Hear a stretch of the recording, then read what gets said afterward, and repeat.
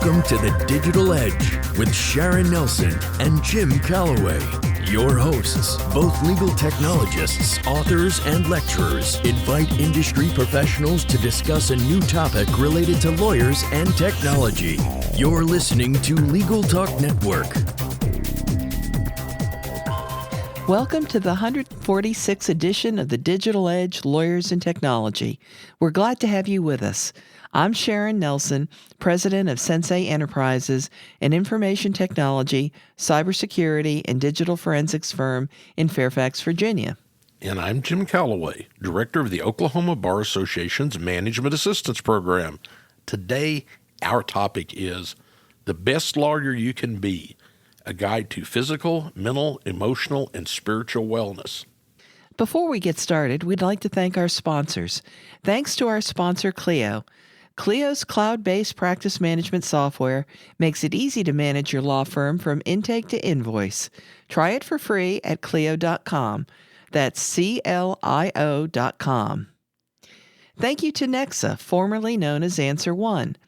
Nexa is a leading virtual receptionist and answering service provider for law firms. Learn more by giving them a call at 800-267-9371 or visit them online at nexa.com. Thank you to our sponsor, Scorpion. Scorpion sets the standard for law firm online marketing with proven campaign strategies to get attorneys better cases from the internet. Partner with Scorpion to get an award-winning website and ROI-positive marketing programs today. Visit scorpionlegal.com/podcast. Thanks to ServeNow, a nationwide network of trusted pre-screened process servers. Work with the most professional process servers who have experience with high-volume serves, embrace technology, and understand the litigation process. Visit servenow.com to learn more. We are very pleased to have as our guest Stewart Levine, the founder of ResolutionWorks, a consulting and training organization dedicated to providing skills and ways of thinking needed to build strong organizational cultures. Stewart has worked with large and small law firms, legal departments, and government agencies across the country. Stewart curated and edited a book about well-being for attorneys published by the American Bar Association in September 2018. The book's title is The Best Lawyer You Can Be, a Lawyer's Guide to Wellness, Staying Physically, Mentally, Emotionally, and Spiritually Healthy. Thanks for joining us today, Stewart. It's my pleasure, Jim. It's nice to be with you and Sharon. Well, Stewart, let's get started by asking you about this book. I understand it says up at the beginning when we introduced you that you curated and edited the book. Did you also write the book? And what motivated you to get involved with this whole project? Sure. What happened was I was at a meeting of the American Bar Association Law Practice Division Well-Being Committee, which was chaired by Ann Bradford at the time. And this was about somewhere in 2016, well-being was just starting to percolate up as an important topic within the legal profession as a result of the ABA and Betty Ford Center report and study about well-being for lawyers. And Anne thought it would be a good idea for the committee to author a book. And she said, is anybody interested in writing a book about well-being? My immediate reaction was, I don't think I could write the whole book, but I certainly know enough about it and have enough context that I could put together and curate the book. So having done a few books in the past, I just, nonchalantly, flippantly raised my hand and said, sure, I'll do a book. And that was the genesis of the book. And, I'm really kind of pleased about how it has emerged and how it's come together. Why is this topic so important right now, Stewart? Well, the joint study between the Betty Ford Center and the American Bar Association, Jim, revealed that there was a much, much higher incidence among lawyers than more than the general population in divorce, suicide, substance abuse, mental challenges. And so with this level of awareness, the whole field has started to kind of bloom. Hardly a day passes by when you don't see an article or an incident in the legal press about some incident where substance abuse problem that they've conquered, or there was actually even one article a number of years ago. No, it's not even a number of years ago, probably within the last year. And the title, the headline was Big Law Killed My Husband. It was written by a widow of a lawyer who had killed himself. So it's awareness of how big the problem is because how huge the levels of stress are. And so now that we have that, the cat's out of the bag, as opposed to lawyers hiding and toughing it out, there's a level of awareness that is kind of taking hold in the profession, both in academia, where people are entering in the profession, and also among practitioners, that this is something that needs to be taken care of. And the bottom line, I think, is if you're not taking care of yourself well, how could you possibly think that you could be taking care of clients well? Because we often forget that behind every legal case is a person with a challenge and a problem. So, Stewart, is the term lawyer well-being an oxymoron? Well, there are some people who would probably think so, okay? But it's the old notion of, heal thyself. I mean, if you're holding yourself out as having the capacity for taking care of others, it really is critical to take care of yourself. And I think that probably the genesis of thinking that it's oxymoronic is that, as we all know, people in the public domain very often don't have a very high regard for lawyers, except for their own lawyers, which is an interesting thing. But the notion of, a lawyer taking care of themselves is just something that people don't perceive as something that's very important. So I don't think it's oxymoronic at all. I think if you're a concerned individual, concerned lawyer, it's something that's real important to do. The way I like to think about it is if you are hopefully taking care of others in a sound way, you need to be coming from a sound platform. And that platform means staying mentally, spiritually, emotionally, and physically healthy. Well, Stuart, all of us might have different answers to this next question, but I'd ask you for your answer. What happens when lawyers don't care for themselves? They run into all of the problems that I talked about in terms of substance abuse, depression, even suicide. They get into trouble with trust accounts, and they're just not taking care of clients very well. Ethics complaints. So all of those things are reasons for lawyers to actually start to take care of themselves, not to mention the toll on the individuals, their own quality of life. And, I keep repeating this notion, Jim, if you're not taking care of yourself, you're not going to project wellness. And projecting wellness is a critical aspect of attracting clients. And, people don't have a lot of a basis, I think, on which to judge a lawyer's competency, but they do know what it feels like to be in the presence of someone who has command of themselves and seems like a healthy individual that they can trust. Before we move on to our next segment, let's take a quick commercial break. Looking for a process server you can trust? ServeNow.com is a nationwide network of local pre-screened process servers. ServeNow works with the most professional process servers in the country. Connect your firm with process servers who embrace technology, have experience with high-volume serves, and understand the litigation process and rules of properly effectuating service. Find a pre-screened process server today. Visit ServeNow.com. If you're missing calls, appointments, and potential clients, it's time to work with Nexa Professional.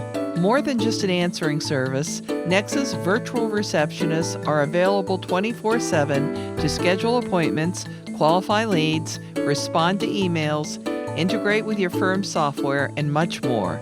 Nexa ensures your clients have the experience they deserve. Give them a call at 800-267-9371 or visit them at nexa.com/podcast for a special offer. Welcome back to the Digital Edge on the Legal Talk Network. Today our subject is The Best Lawyer You Can Be, a guide to physical, mental, emotional, and spiritual wellness. And our guest is Stewart Levine, the founder of ResolutionWorks, a consulting and training organization dedicated to providing skills and ways of thinking needed to build strong organizational cultures. So, Stewart, this movement toward well-being, tell us what you know about that.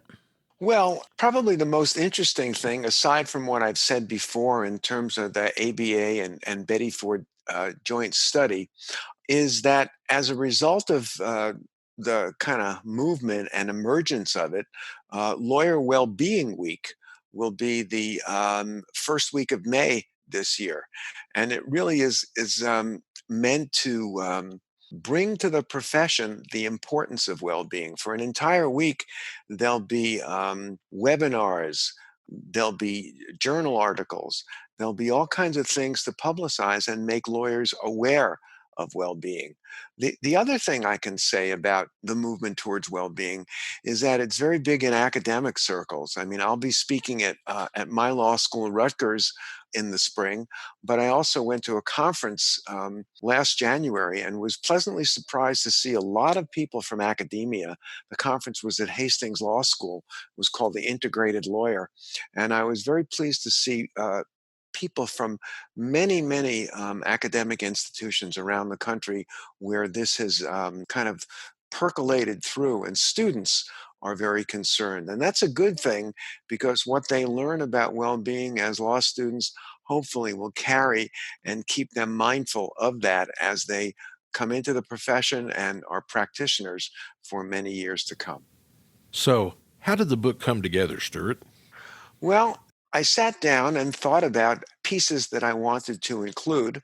I tend to move in circles where there's a lot of progressive thinking about the legal profession, people who often have multidisciplinary backgrounds.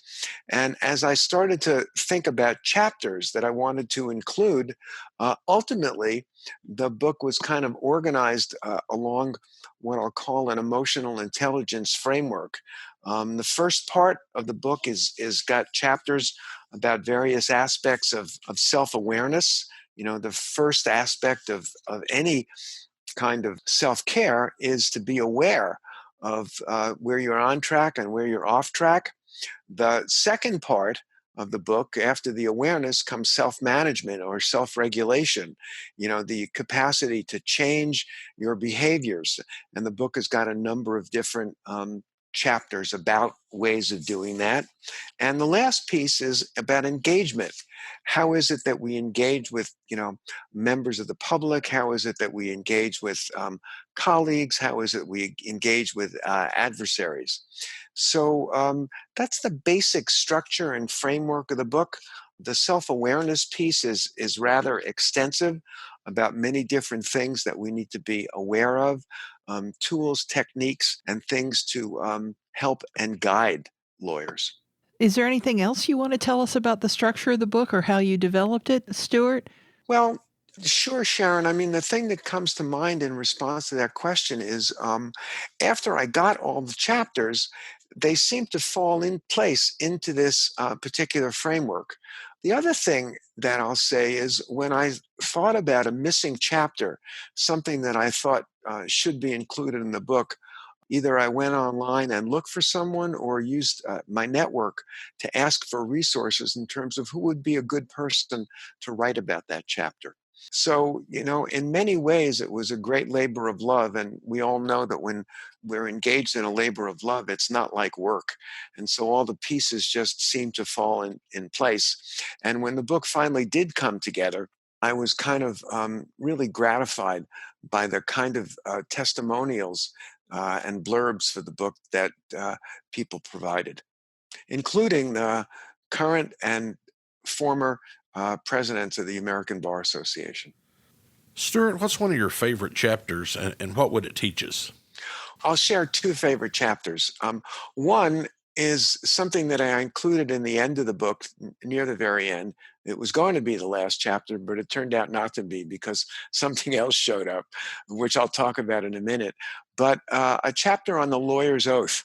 A woman by the name of Cheryl Connor who's been a longtime activist in the legal profession, wrote a beautiful chapter recalling her experience in Faneuil Hall in Boston, which is not only a place where they have a lot of different events, but a place that's got some historic significance within the founding of our democratic institutions.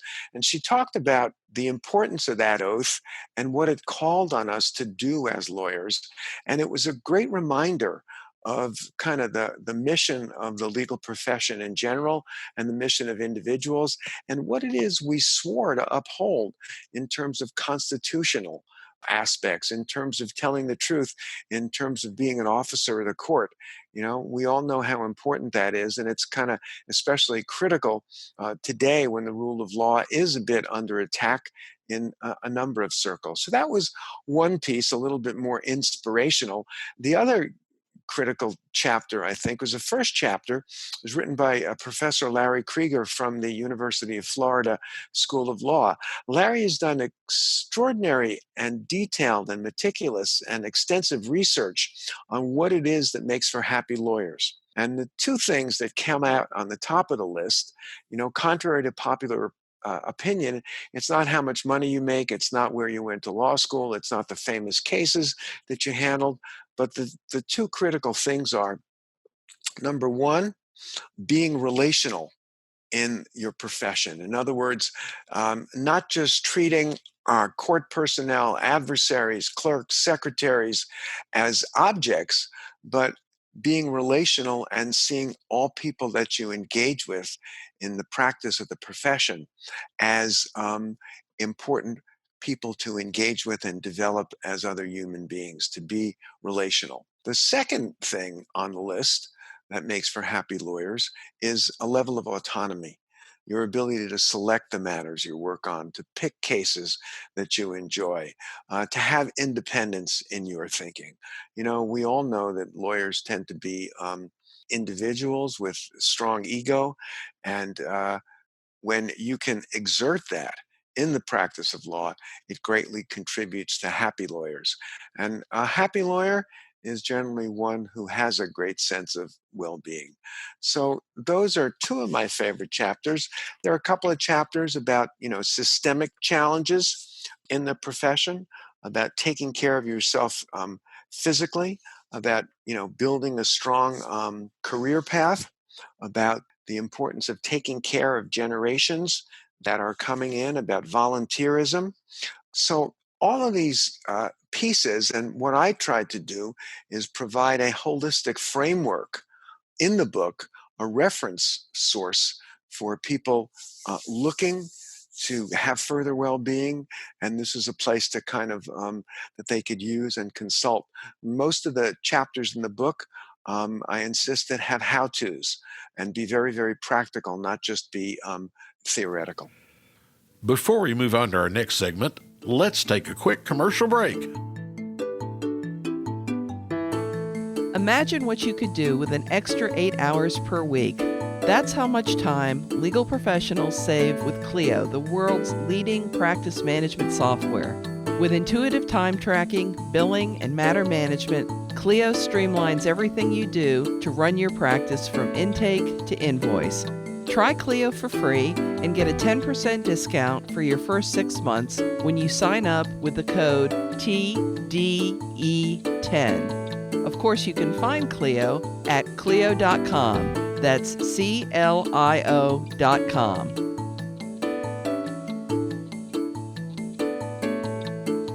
Feel like your marketing efforts aren't getting you the high-value cases your firm deserves?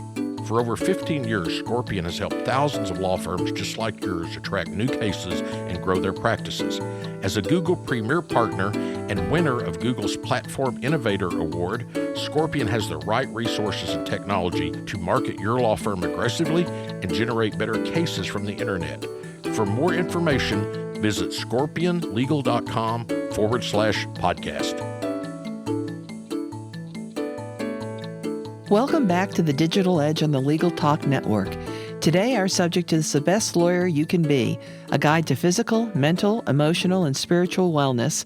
And our guest is Stewart Levine, the founder of ResolutionWorks, a consulting and training organization dedicated to providing skills and ways of thinking needed to build strong organizational cultures.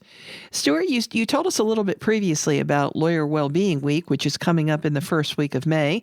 What can you tell us about that might get our listeners interested in the week, and maybe tell them how they can become involved? I mean, there's a lot of people listening. I mean, if you can believe the studies, a third of the people listening need help.